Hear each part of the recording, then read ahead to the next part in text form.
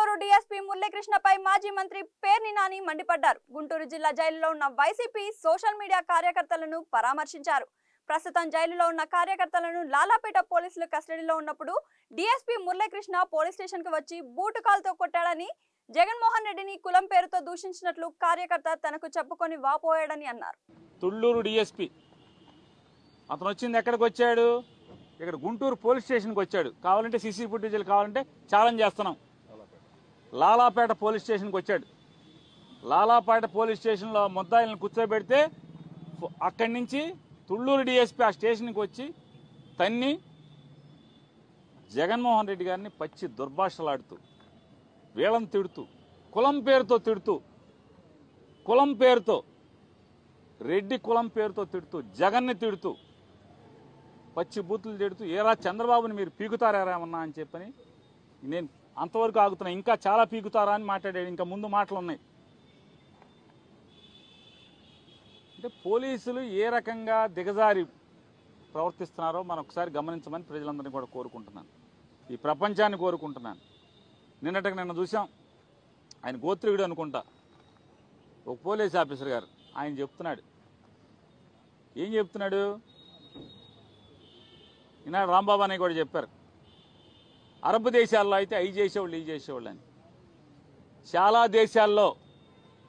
చాలా దేశాల్లో కడప పోలీసులు చేసినట్టు చేస్తే ఈ పాటికి మిమ్మల్ని అందరినీ ఉరేసేవాళ్ళు. చాలా దేశాల్లో తప్పుడు కేసులు పెట్టి చట్ట వ్యతిరేకంగా అరెస్టులు చేసి కోర్టుకు తీసుకురాకుండా కొడుతూ, అంటే బొయ్యిలు ఇరిగేట్టుగా కొట్టి మీరు ముసుగులేసి తీసుకొస్తే కనుక ఈ సోషల్ మీడియా కేసులకి చాలా దేశాల్లో ఉరిశిక్ష వేసే చట్టాలు కూడా ఉన్నాయి.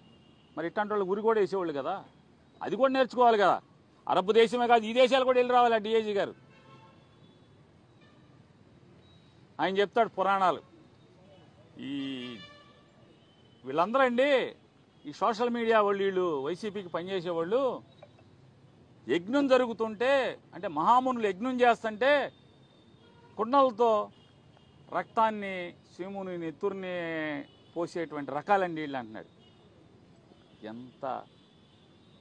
ఆయన ఎంత ఫీల్ అయిపోతున్నాడు. గోత్రికుడు కదా. ఎవరు యజ్ఞం చేస్తున్నారు, ఏం యజ్ఞం చేస్తున్నారు, ఎవడ విషం పోస్తున్నారు? చంద్రబాబు నాయుడు పచ్చి దగాగా మోసం చేస్తుంటే నిన్న బడ్జెట్ పెడితే బడ్జెట్లో రాగి కానీ దేనికి ఇవ్వలేదు. అది చెప్పిన హామీలకి సూపర్ 6 అని ఒకటి చెప్పి ఓట్లు అడిగాడు. షణ్ముఖ వ్యూహాన్ని ఇంకోటి ఓట్లు అడిగాడు. ఊ అంటమే కానీ, షణ్ముఖ వ్యూహం అంటమే కానీ ఈ 6 హామీలకి మరి ఇక్కడ అసెంబ్లీలో కూడా ఊ అనాలిగా. డబ్బులు పెట్టలేదండి చంద్రబాబు నాయుడు మన షణ్ముఖ వ్యూహానికి అని చెప్పని. మరి వాళ్ళు దగా మోసం చేస్తుంటే అది యజ్ఞంగా కనపడుతుంది మన డిఐజీ గారికి. సంపద సృష్టిస్తానని చెప్పని జనాల్ని మోసం చేసి ఓటు వేసుకుని వచ్చి ఇప్పటికీ 50,000 కోట్లు అప్పు చేశాడు. ఇంకా 4 నెలలు పూర్తవలా. ఈ 4 నెలలు పూర్తవకుండా 50,000 కోట్లు అప్పులు చేశాడు. విశాఖపట్నం ఇంకా చాలా చోట్ల స్థలాలకు అమ్మకాలు పెట్టాడు. విశాఖ ఉక్కుని అమ్మకానికి పెట్టారు. ఇంత చీటింగ్ చేసి 420 వ్యవహారాలు చేసేటువంటి ప్రభుత్వం వాళ్ళదైతే వాళ్ళు యజ్ఞం చేయటం ఏంటి? డిఐజీ గారికి యజ్ఞం చేసినట్టు కనపడతాం ఏంటి? వాళ్ళు చేసే పాపాలు కదా. ఆయనకి యజ్ఞాలు అంటే మామూలుగా ఆయన రిజైన్ చేసేసి వచ్చి నుంచుంటే బాగుంటుంది కదా. ఇట్లాంటి అధికారులు అంత దురదే మీకు ఉంటే కనుక, అంత రాజకీయ దురదే ఉంటే, అంత జల్లుంటే దమ్ముగా రండి, సభ్యత్వం తీసుకోండి, పోటీ చేయండి.